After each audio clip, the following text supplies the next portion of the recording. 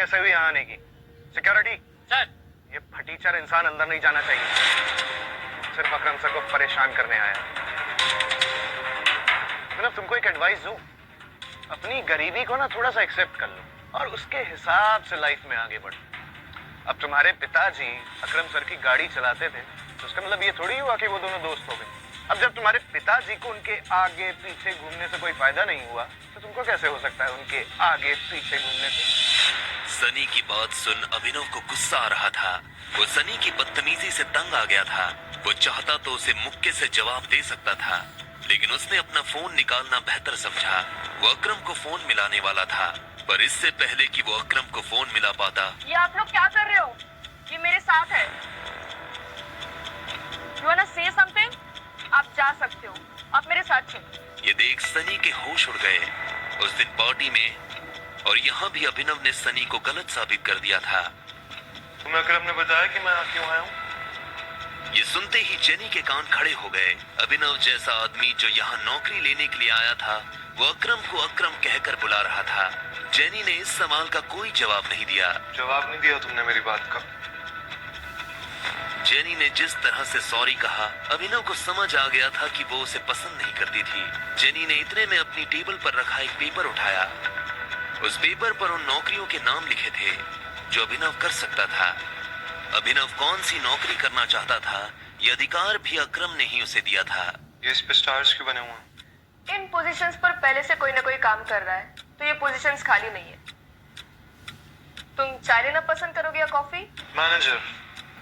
Manager की post चाहिए मुझे। लेकिन मैनेजर की पोजीशन पर पहले से स्टार बना हुआ है। पता है मुझे। तो जिस पोजीशन पर कोई पहले से बैठा हुआ है, तुम उस पोजीशन पर कैसे बैठ सकते हो? तुम क्या उस एम्प्लॉय को कंपनी से बाहर निकलवाना चाहते हो? मैंने ऐसा कुछ नहीं कहा। तुम मुझे ये बताओ कि ये लिस्ट मुझे किसने दी? तुमने? हाँ, लेकिन जेनी, देखो, इसमें मेरी कोई गलती नहीं है। तुमने मुझे लिस्ट दी और मैंने अपने पसंद की पोस्ट चूज कर ली। अब आगे क्या करना है वो तुमने। वो जो मांग रहा था सोच समझ कर मांग रहा था। वैसे तो पूरी कंपनी ही उसकी थी। वो जल्द से जल्द इसे संभालना चाहता था। ठीक है मिस्टर अभिनव, मुझे आपकी कुछ जानकारियों की जरूरत पड़ने वाली है। कल से आपका ऑफिस शुरू हो जाएगा। Perfect, thank you. लेकिन मोंटी के आ जाने से पहले वो ऐसा कुछ नहीं कर सकता था। ऐसे में उसने मैनेजर की पोस्ट ही मांग ली थी ताकि वो अनन्या और उसके माता पिता के सामने अपनी काबिलियत साबित कर सके। सनी को अभी भी समझ नहीं आ रहा था कि आखिर अभिनव वहां क्या लेने आया था। उधर अभिनव को लगा कि अब कल से नौकरी पर जाने के लिए उसे नए कपड़ों की जरूरत पड़ने वाली है। कपड़ों के साथ साथ उसे अपना फोन भी बदलने की जरूरत थी। अकरम का दिया हुआ चेक उसकी जेब में ही रखा हुआ था। अब क्योंकि अनन्या के माता पिता आए हुए थे तो उनको और हरदेव पाल को दिखाने के लिए अभिनव जानता था कि उसे उनके साथ उन्हीं के घर में रहना पड़ेगा और नौकरों के कमरे में सोना पड़ेगा। लेकिन वो इतनी आसानी से हार नहीं मानने वाला था। वो ये साबित कर देने वाला था कि वो इस दुनिया का सबसे बेस्ट दामाद है।